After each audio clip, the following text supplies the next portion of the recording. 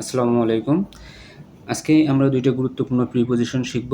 একটা হচ্ছে in front of এবং বিফোর। এরা কখনো বাক্যের মধ্যে প্রিপোজিশন হিসেবে বসে, কখনো কনজাংশন হিসেবে বসে, আবার কখনো অ্যাডভার্ব হিসেবেও বসে, হ্যাঁ? তো দেখা যাচ্ছে এইখানে যে ২ টা প্রিপোজিশন আছে, প্রিপোজিশন ২ টা আমরা দেখতেছি আলাদা। কিন্তু আলাদা হলেও তাদের হচ্ছে যে মিনিং কিন্তু এক। ২ টার অর্থই হচ্ছে সামনে। এখন এরা যখন বাক্যে বসবে, একটা বাক্যে যখন এরা অবস্থান করবে তখন এরা কোন এজেন্ডা নিয়ে বসবে, অর্থাৎ ২ জনেরই এজেন্ডা কিন্তু আলাদা, মানে ভিন্ন প্রেক্ষাপটে এরা কিন্তু বসবে। এখন কে কোন প্রেক্ষাপটে বসবে বা কে কোন এজেন্ডা বাস্তবায়ন করবে সেটা নিয়েই মূলত আজকে আমরা আলোচনা করব, হ্যাঁ?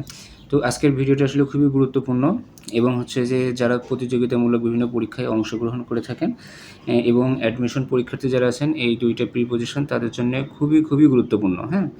তো একটু সময় নিয়ে দেখেন। এখানে বিষয় হচ্ছে I was standing in front of a car. আমরা একটা কথা বলে রাখি, ইন ফ্রন্ট অফ এই প্রিপোজিশনটা আমরা তখনই ব্যবহার করব যখন দেখব যে হচ্ছে যে কোনো ২ টা বস্তু বা ব্যক্তি যখন মুখোমুখি অবস্থান করবে, ঠিক আছে? যখন মুখোমুখি অবস্থান করবে তখন আমরা কী ব্যবহার করব? In front of. আচ্ছা, আর যখন বিফোর আসবে তখন হচ্ছে যে এই ২ টাও সামনাসামনি অবস্থান করবে কিন্তু অবশ্যই মুখোমুখি না। একটা হয়তো ব্যক্তি অথবা একটা বস্তুর সেটা সামনে থাকতে পারে, সেটা হচ্ছে যে পাশে থাকতে পারে, হ্যাঁ? বা উল্টো দিকে মুখ ঘুরে থাকতে পারে, যেকোনোভাবেই হোক কিন্তু ফেস টু ফেস অবস্থান করবে না। এটা যদি আমি আরেকটু সহজ করে বলি তাহলে হচ্ছে যে যেমন ধরি যে হচ্ছে যে আমি এবং আমার বস আমরা দুজনে কিন্তু বসে আছি। ২ টা চেয়ারে দুজন যদি মুখোমুখি অবস্থান করে বসি তাহলে সেই ক্ষেত্রে আমরা ইন ফ্রন্ট অফ ব্যবহার করতে পারবো। আর হচ্ছে যে যদি এমন হয় যে আমার বস আমার সামনে বসছে, যেমন আমরা স্টেডিয়ামের যে চেয়ারগুলা দেখি বা সিনেমা হলের যে চেয়ারগুলা দেখি, এগুলো কি একটার পিছনে আরেকটা থাকে না? ঐরকম যদি আমরা সামনে থাকি তাহলে সেটা কী হবে? বিফোর হবে, হ্যাঁ? এখন এইটার আমাদের এখানে ৪ টা উদাহরণ আছে। উদাহরণ ৪ টা দেখলে মোটামুটি এই সম্পর্কিত যত জিজ্ঞাসা আছে সব উত্তরই কিন্তু পেয়ে যাবেন। তাহলে কি আছে? I was standing in front of a car. আচ্ছা, এইখানে যে কারটা আছে আর এখানে কি আছে? সাবজেক্ট আছে আমি আছি। তাহলে আমি কোথায় ছিলাম? কারের এই যে সামনে অবস্থান করছিলাম। তাই না?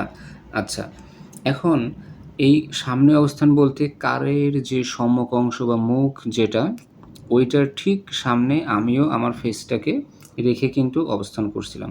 এরকম মানে মুখোমুখি অবস্থান যদি হয়, তাহলে সেখানে আমরা ইন ফ্রন্ট অফ ব্যবহার করব।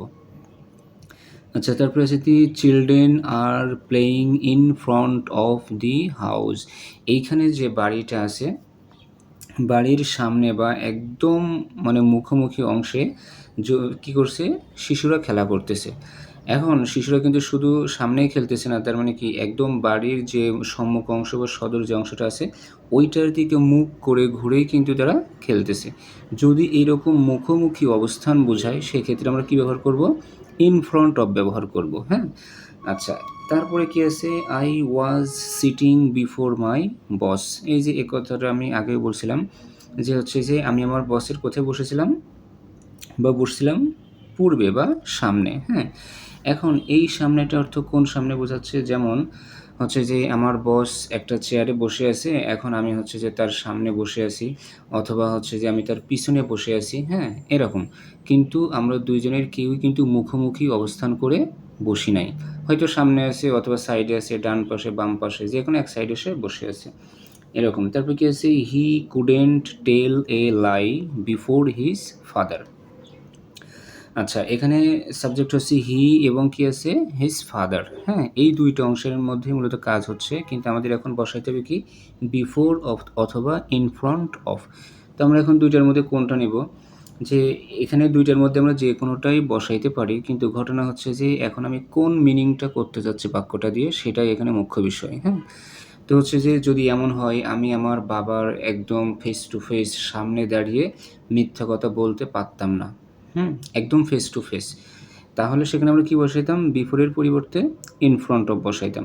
কিন্তু এখানে বলতেছে he couldn't tell a lie before his father, সে তার বাবার সামনে মিথ্যা কথা বলতে পারত না, হ্যাঁ? তার মানে বাবার সামনে বলতে এখানে হচ্ছে যে একদম বাবার ফেস টু ফেস এইটা কিন্তু মিন করে নাই, হ্যাঁ? মিন করছে যে সেটা হচ্ছে বাবার হয়তো একটু সামনে হইতে পারে, সেটা পিছন দিক হইতে পারে, হ্যাঁ? আচ্ছা। তো এইরকম যখন বোঝাবে, অথবা আমি যে সামনে আমরা অনেক সময় হয় না যে হাঁটাহাঁটি করি এরকম, কিন্তু একদম সরাসরি ফেস টু ফেস যখন অবস্থান করব না বা ওইভাবে যখন কোনো স্টেটমেন্ট আমরা দিব না, সেক্ষেত্রে আমাদের কি হবে? বিফোর হবে। এখন এটা একদমই আমরা যদি সামারিতে এক লাইনে করে বলতে যাই তাহলে কি হবে? ইন ফ্রন্ট অফ হচ্ছে সেটাই হবে যখন আমরা একটা ব্যক্তির সাথে আরেকটা ব্যক্তি অথবা একটা বস্তুর সাথে আরেকটা বস্তু যখন মুখোমুখি রাখা হবে বা মুখোমুখি অবস্থান করবে, ঠিক আছে? দুইজনের মুখই কী হবে? একজন আরেকজনের দেখতে পাবে। এরকম যদি ফেস টু ফেস অবস্থান হয় তাহলে আমরা কী করব? ইন ফ্রন্ট অফ ব্যবহার করব। আর বিফোরটা কখন ব্যবহার করব? সামনেই থাকবে কিন্তু হয়তো অন্য দিকে ঘুরে থাকবে, অথবা তার অ্যাঙ্গেল বা অবস্থানটা অন্য দিকে হবে বা অন্যরকম হবে, হ্যাঁ? মানে দুজনের একদম ফেস টু ফেস বসবে না বা মুখোমুখি বসবে না। যদি এইরকম হয় তাহলে সেক্ষেত্রে আমরা বিফোর বসাবো।